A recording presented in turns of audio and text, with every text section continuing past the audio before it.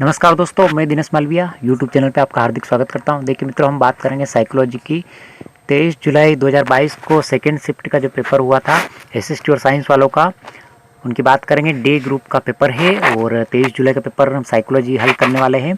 तो समय न गवाते हुए जल्दी शुरुआत करते हैं। और आपने साइकोलॉजी फर्स्ट लेवल का पेपर नहीं देखा है फर्स्ट शिफ्ट का, तो वो जाके देखिए, प्लेलिस्ट में आपको मिल जाएगा। ये बात करेंगे अपन शिक्षा शास्त्र की साइकोलॉजी के 30 प्रश्न की। और पहला प्रश्न है बाल विकास एवं शिक्षा शास्त्र के अंदर पहले प्रश्न की बात करते हैं। शिक्षा मनोविज्ञान में किस स्तर के मापन का न्यूनतम प्रयोग किया जाता है? तो यहाँ पे आनुपातिक मापनी यानी रेटियो स्केल का प्रयोग किया जाता है।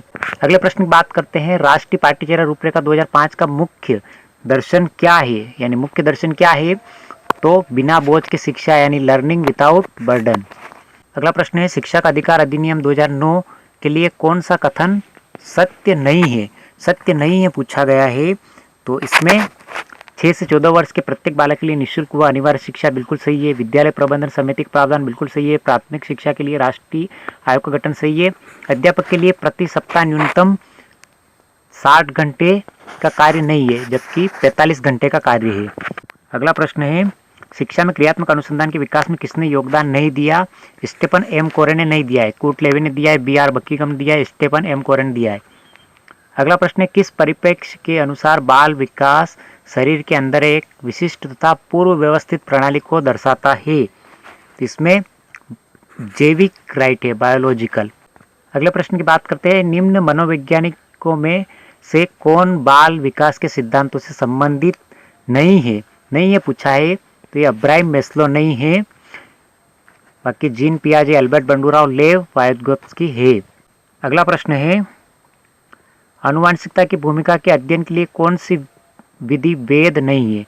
यानी जुड़वों बच्चों का अध्ययन है, अभिभावक बालक विश्लेषण है, दत्तक ग्रहण अध्ययन है, समवयस्क समूह अध्ययन इसके अंदर नहीं है।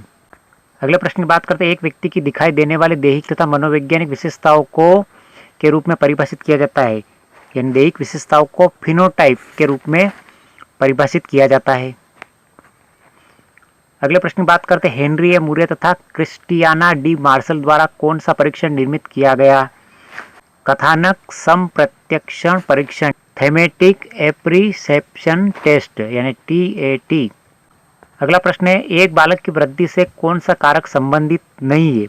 संबंधित है नहीं पूछा है, पोषण है, स्वास्थ्य है, निद्रा है, अधिवास यानी डोमिशियल नहीं है। अगला प्रश्न है विकास का कौन सा आयाम नोम चोम्स्की के सिद्धांतों से प्रभावित हुआ है? तो इसमें भाषा विकास यानी लैंग्वेज डेवलपमेंट हुआ है। अगला प्रश्न है स्वभाव में व्यक्तिगत विभिन्नताएं आधारभूत रूप से जन्मजात होती हैं। अगला प्रश्न है किसने व्यक्तित्व के किसी भी सिद्धांत को प्रतिपादित नहीं किया? तो इसमें B.F. स्किनर ने किया, सिगमंड फ्रायड ने किया है, गॉर्डन आल्पोर्ट ने किया है और रेमंड B. केटल ने किया है।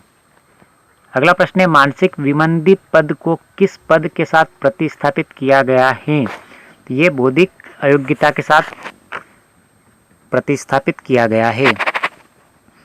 अगला प्रश्न है व्यक्तित्व की सैद्धांतिक अवधारणा के लिए निम्न में से कौन सा सत्य नहीं है? नहीं स्थिर है, स्थायी, अनूठा है, सामान्य नहीं है।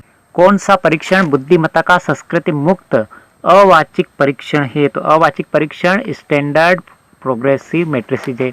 अगले प्रश्न की बात करते हैं बहुआयामी बुद्धिमत्ताओं के गार्डनर के सिद्धांत में कौन सी बुद्धिमत्ता सम्मिलित नहीं है? तो इसमें अंतर्वैयक्तिक है, प्राकृतिक है, अस्तित्वकारी है, सांवेगिक बुद्धि इसमें इमोशनल इंटेलिजेंस नहीं है।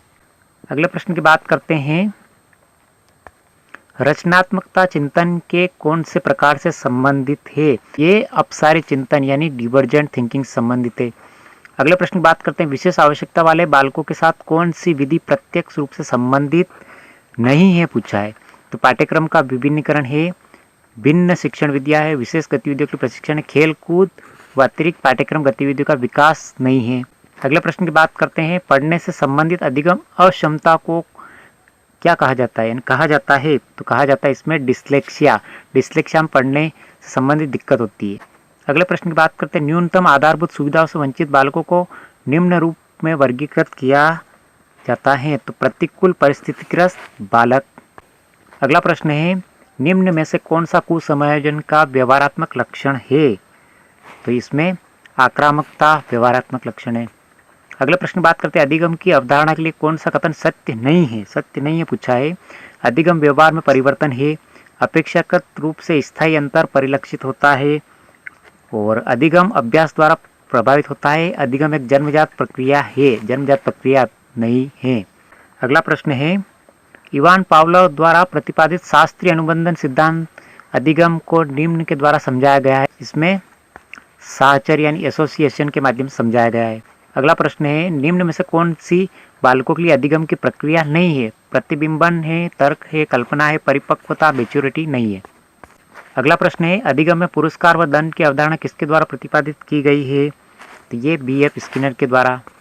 अगला प्रश्न है कक्षा अधिगम में अभिप्रेरण की भूमिका किस प्रक्रिया से प्रत्यक्ष रूप से संबंधित नहीं है। तो ये प्रगति व परिणाम का अंतर है, प्रशंसा तथा आलोचना है, आकांक्षा स्तर है, अंतर्वैयक्तिक समायोजन नहीं है। अगला प्रश्न है शिक्षा में अवधारणा मानचित्रण किसके द्वारा सुझावित किया गया है। तो ये जोसेफ डी नोवक के द्वारा। ये SST के लिए महत्वपूर्ण है, कॉन्सेप्ट मैपिंग यानी अवधारणा मानचित्रण। अगला प्रश्न है शिक्षण का कौन सा प्रकार शिक्षण के उद्देश्यों पर आधारित नहीं है। तो ये वर्णनात्मक शिक्षण नहीं है, संज्ञानात्मक शिक्षण है, भावात्मक शिक्षण है, मनोगत्यात्मक शिक्षण है। अगला प्रश्न है नैसर्गिकता से विचारों की सूची के एकत्रण के द्वारा विशिष्ट समस्या के समाधान की समूह रचनात्मकता विधि को कहा जाता है। तो ये मस्तिष्क विप्लव विधि यानी ब्रेन स्टॉर्मिंग विधि कहा जाता है। तो ये थी अपनी छोटी सी क्लास जिसमें साइकोलॉजी के 30 प्रश्न देखे। कैसी लगी क्लास लाइक शेयर सब्सक्राइब जरूर करें। 3rd ग्रेड के लिए, रीट मेंस के लिए, 2nd ग्रेड के लिए महत्वपूर्ण क्लास है। तो अधिक से अधिक देखें और अधिक से अधिक अपने मित्रों को शेयर करें। हो सकता है इनमें से साइकोलॉजी का आपको प्रश्न बैठ जाए same to same. Thank you.